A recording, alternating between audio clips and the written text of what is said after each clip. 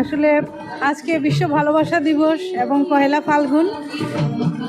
মূলত আমরা আসছি যেহেতু আজকে অফ ডে, নির্বাচন গেল, আমরা নির্বাচনের ডিউটিতে ছিলাম উভয়ই। তো যান্ত্রিক জীবন ছেড়ে একটু মানে হালকা হওয়ার জন্য আজকে এখানে আসা।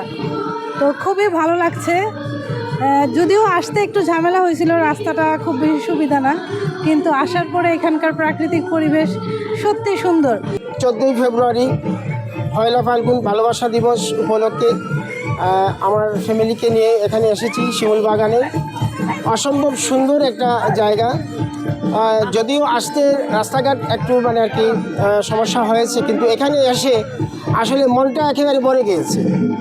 সবাইকে আহ্বান জানাচ্ছি যে এরকম একটা সুন্দর জায়গায় আপনারা সবাই আসেন এবং সুনামগঞ্জের যে পর্যটন একটা নগরী, সেই সুন্দর সুন্দর যে জায়গাগুলো আছে এগুলো আপনারা উপভোগ করুন।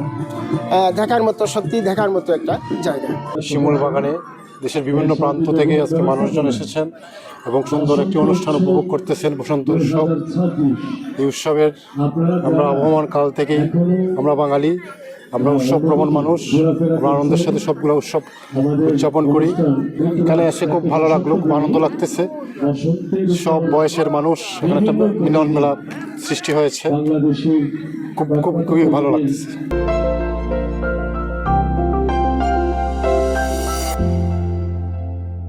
কবির সাথে তাল মিলিয়ে বলতো, হ্যাঁ ফুল ফুটুক আর না ফুটুক, আজ বসন্ত, তবে দেখা যাচ্ছে ফুল ফুটেছে, রঙিন ফুল চারিদিকে, একেবারে প্রশান্তময়তার মেঘে মেঘে, একেবারে ভালোবাসা রঙিন রক্তের মতো আবির্ভূত হয়ে চারিদিকে মানুষ আর মানুষ, প্রকৃতি বসন্ত এসে গেছে। তার সাথে ভালোর উপর ভালো, আজকে আবার বিশ্ব ভালোবাসা দিবস। সেই ভালোবাসা আর বসন্ত মিলেমিশে একাকার, চারিদিকে রক্তি বাবায় সবার জীবনে বসন্ত নেমে আসুক, সুখ শান্তি এবং অনাবিল ভালোবাসার বার্তা নিয়ে। আসলে সত্যি কথা কি, এতটা দূর থেকে কষ্ট করে আসছি, আইসা অনুভূতিটা অনেক ভালোই ফিল হচ্ছে। এত মানুষ, এত কাপল, আর এত শিমুল ফুল অনেক লাল, দেখে ভালোই লাগছে। এতটা দূর থেকে আসা এবং সার্থক।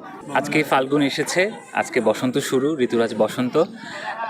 চারিদিকে দেখতে পাচ্ছি আমাদের শিমুল বন, আমাদের শিমুল বাগানে আমরা আজকে এখানে জমায়েত হয়েছি। এসে এখানে আমাদের খুবই ভালো লাগছে। আর জেলা শিল্পকলা একাডেমির আমি একজন প্রশিক্ষক উচ্চাঙ্গ নৃত্যের। আমরা এখানে বাচ্চাদেরকে নিয়ে এসেছি, নাচ গান আবৃত্তি সব কিছু হবে। আমি চাইবো প্রতি বছর যেন সরকারের পক্ষ থেকে এই আয়োজনটা অব্যাহত থাকে এবং দেশ জুড়ে এই আয়োজনের একটা প্রচারণা হয়।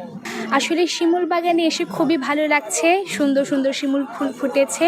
আমরা এখানে এসেছি, অনেক মজা করছি, আনন্দ করছি, সেই সাথে আমরা গানও পরিবেশন করছি, আরও বিভিন্ন রকম অনুষ্ঠান রয়েছে। তো আসলে এই শিমুল বাগানে আসতে পেরেছি, খুবই ভালো লাগছে। আমরা প্রকৃতির সান্নিধ্যে এসেছি, প্রকৃতিকে নতুনভাবে জানতে পারছি।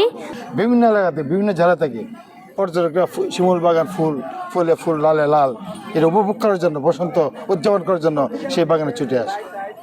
এখানে 3000 শিমুল গাছের চারা রোপণ করা হয়েছে। মানে ঘরে 15-20টা চারা মানে নষ্ট হয়েছে, বাকিগুলো আছে। এবং পর্যটকদের জন্য আমরা আবাসনের ব্যবস্থা করেছি, ক্যান্টিনের ব্যবস্থা করেছি।